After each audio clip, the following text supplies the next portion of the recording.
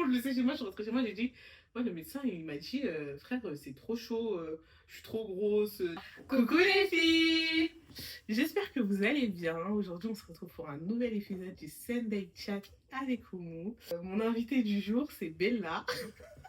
On mène deux combats complètement différents. Moi, du coup, la perte de poids et elle, la prise de poids. Et on va parler de tout ça, comment on le vit au quotidien. Et voilà quoi.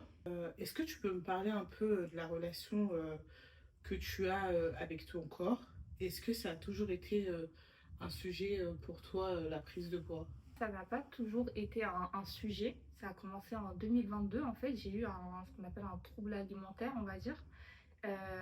Et en fait, j'ai perdu énormément de poids en très peu de temps Ouais. parce que du coup, mon appétit dépendait de mon humeur. Donc, quand ça allait Mmh. pas, même si j'avais faim, et j'arrivais pas à manger, tout me dégoûtait devant moi. Mmh. Donc, c'était pas facile quoi, d'avoir de l'appétit ou de finir son assiette. Et j'ai perdu énormément de poids. Ouais. Et donc du coup c'est de là qu'a commencé mon combat, on va dire. Je ne l'ai pas géré tout de suite en fait.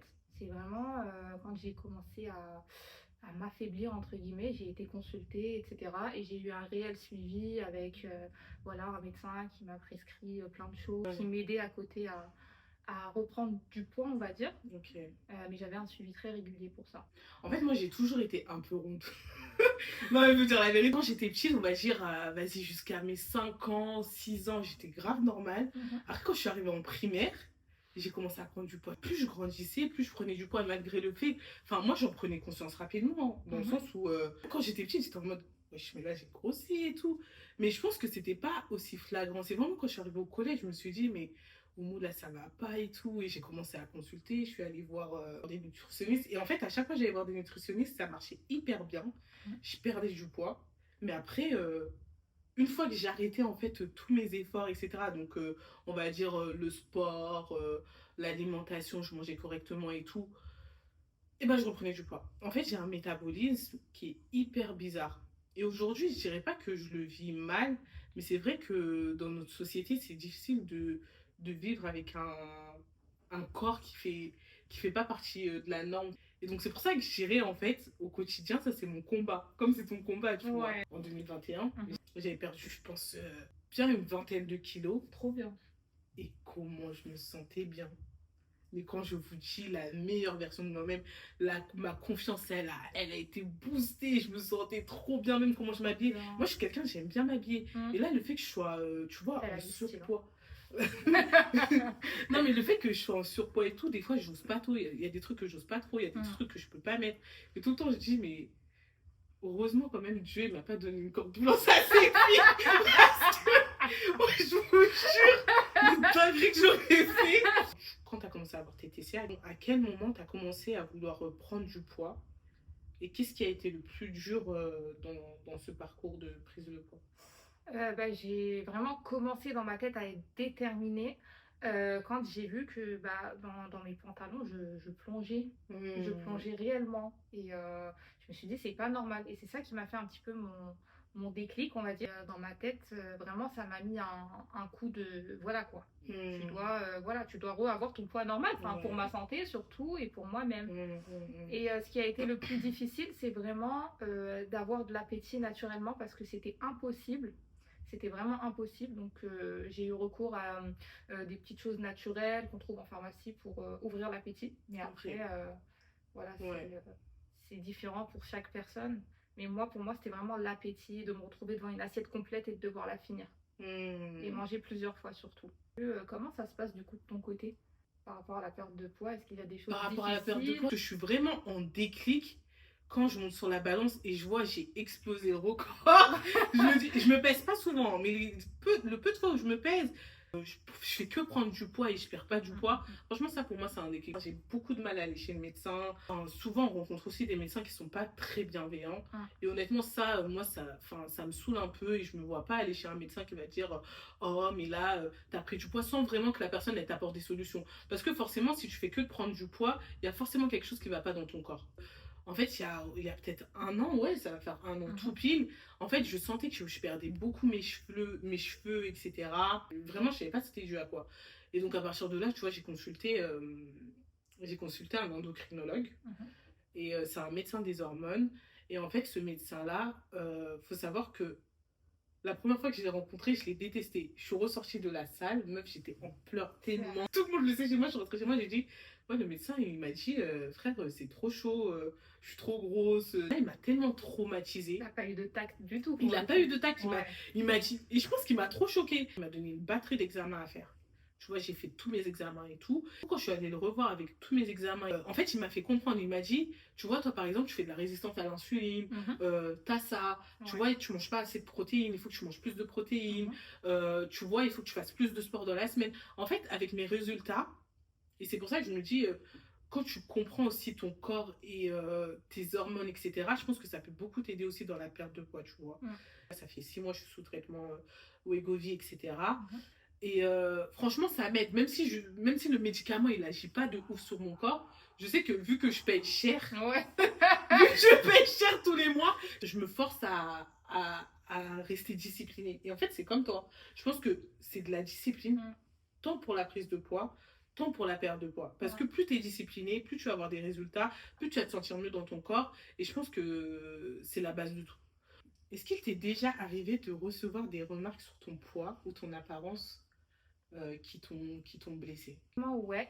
Et franchement, ça vient souvent des personnes qui sont le plus proches de toi ou qui te connaissent ou qui savent un petit peu ce que tu as traversé, qui vont se permettre.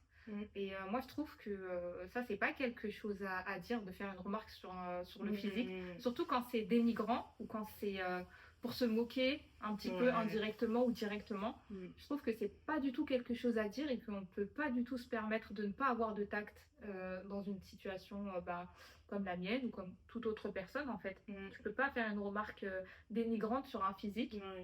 Surtout quand tu sais ce que la personne elle a traversé. Vécu, etc. Voilà. Donc oui, j'ai déjà eu une remarque qui m'a énormément blessée.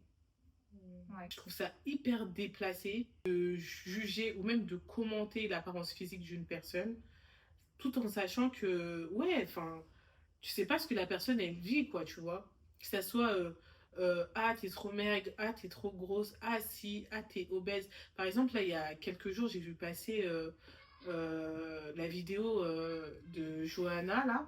Ça m'a fait grave de la peine parce que, enfin, elle disait qu'elle se rendait à l'église et tout. Oui, elle et que pleurait. T'as vu la vidéo? Ouais, je l'ai vue, franchement, c'est triste. Non, mais t'as vu, et que, en fait, elle était avec son mari et tout, et elle a eu une remarque grave désobligeante d'une personne qu'elle connaît même pas. La personne, elle a dit à son mari, ouais, elle est où ta femme et tout? Son mari lui dit, bah, ma femme, elle est là, tu vois. La dame, elle lui a dit, ah, mais elle était pas comme ça, là, elle est obèse. Et ça se voit, elle était sous le choc, elle était en pleurs, et ça se voit, elle avait mal. Faut mesurer la portée de ces mots. C'est irrespectueux, et en plus de tout âge, hein, parce que là, je suppose que c'était une dame, ou ça peut être quelqu'un de plus jeune, ou de plus vieux que toi, qui va se permettre. Et je sais pas depuis quand c'est devenu une mode, ça, de se permettre et de se croire tout permis, en fait, de parler d'un physique. En fait, t'as pas le droit, et à savoir qu'on a des miroirs chez nous aussi. Ça veut dire que tu peux pas venir dire à quelqu'un, t'as grossi, t'as maigri, t'as un bouton là, ou t'as ci, ou t'as ça, ou oh là, par contre, ton pantalon, il te serre, etc. On a un miroir chez nous. Mais j'aimerais vraiment sensibiliser sur ça. Il y a une petite qui s'est... 9 ans. Bon, la petite, elle avait 9 ans parce qu'on lui faisait des réflexions sur son corps. Elle n'a même pas eu le temps de grandir, découvrir son corps. Des enfants se permettent d'insulter des autres enfants sur leur apparence physique. Ça, c'est trop... vraiment... Et ça m'a fait mal au cœur de voir qu'elle s'était par rapport à ça. Donc encore une fois, s'il vous plaît, que ce soit vos enfants, que ce soit des adultes, que ce soit des adolescents, faites attention à ce que vous dites.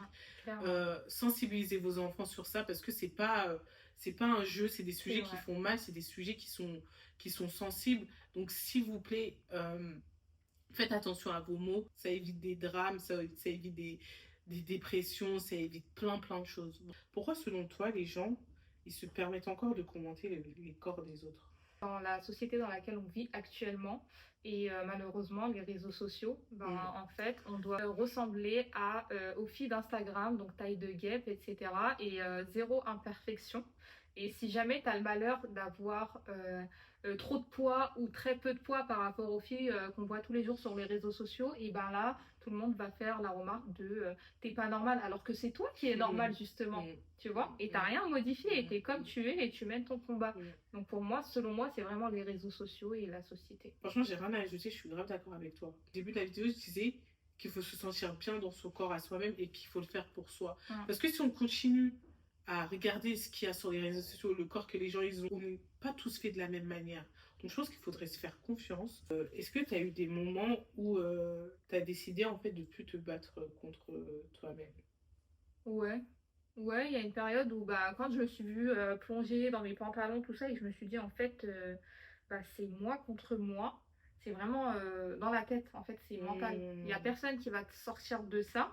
C'est vraiment toi, ta discipline et ton mental qui va te sortir de ce truc, quoi, tu vois, de ce trouble. Et je me suis dit que je peux pas me sortir de ça, ou peut-être que j'étais pas prête, donc j'ai un petit peu lâché, et je me suis dit, vas-y, je m'en fous.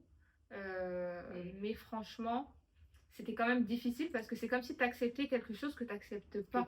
Ouais. Voilà. Moi, des fois, j'en ai marre en fait. Et en fait, c'est surtout des fois quand tu fais plein d'efforts et tu te rends compte que tes efforts, ils n'ont pas été payés parce que bah, tu stagnes sur la balance. Voilà. Et ça, franchement, c'est démotivant. C'est très démotivant. C'est pour ça que je pense qu'il est conseillé de se peser une fois par mois. Une fois par mois. Comme ça, tu vois une grande ou petite différence, mais pas... parce qu'il y a des moments où tu peux stagner. Hein. En plus, on est des femmes, donc ça dépend des hormones, des périodes, etc. Mais je vais tester une fois par mois. Venez, on teste une fois par mois. Aujourd'hui, qu'est-ce qui te fait sentir bien, peu importe ton poids ou ton apparence? Franchement, ma personne, parce que bah, des fois, c'est pas toujours physique la confiance en soi. Moi, je sais que j'ai confiance en moi dans plein d'autres choses. J'ai un rôle à accomplir dans ma vie, j'ai des objectifs à atteindre. Je fais plein de choses pour ma propre personne et je sais aussi ce que bah, je pose sur la table pour d'autres personnes. Donc, pour moi, j'ai confiance en moi quand même sur d'autres choses. Et je sais qu'au niveau du poids, bah, c'est passager, quoi. C'est un combat. Ouais, en fait, faut se dire que tu détestes une chose sur toi, mais tu peux en aimer une autre. Que ce soit sur ton physique, sur ta personne, sur... En fait, c'est normal, c'est tout à fait normal. Tu vois, tu peux pas être parfaite. C'est-à-dire que ayez confiance en vous sur des choses, d'autres choses que vous aimez sur vous. Je vais dire un truc gênant de ouf.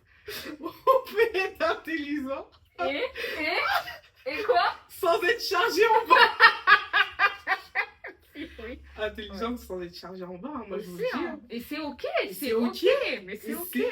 En fait. Faites-vous aider. Si la perte de poids elle est vraiment énorme et que vous l'avez vraiment vue sur la balance, dans vos habits, etc., n'hésitez pas à vous faire suivre, d'aller consulter un médecin, etc. C'est très important. Il va savoir vous donner un diagnostic ou des conseils ou un traitement, etc. Donc ça, c'est hyper important.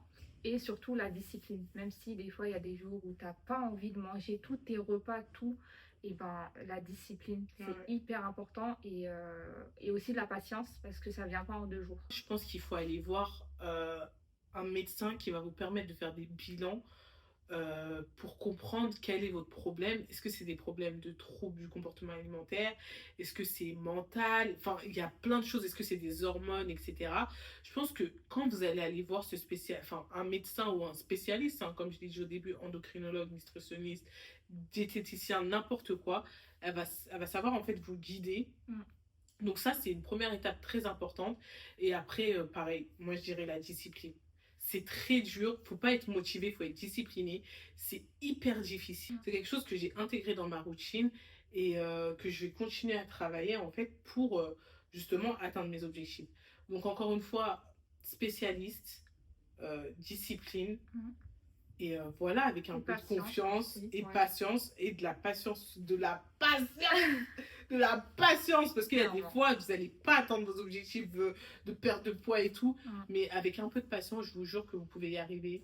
Et surtout des deux côtés, je pense qu'il faut aussi intégrer la routine du sport, que ce soit pour la perte de poids ou la prise de poids. Et ben le sport, ça va énormément vous aider. L'alimentation d'abord, mais le sport, ça va vraiment vous aider à avoir de très bons résultats et un bien-être mental aussi. Ouais, je vous envoie plein de force à tous ceux qui sont dans la même situation que nous. N'hésitez pas à nous dire un peu en commentaire, vous, comment vous faites au quotidien si vous êtes dans le même cas que nous. C'est la fin de cette vidéo. Merci Bella. merci à toi. Bisous. Salut.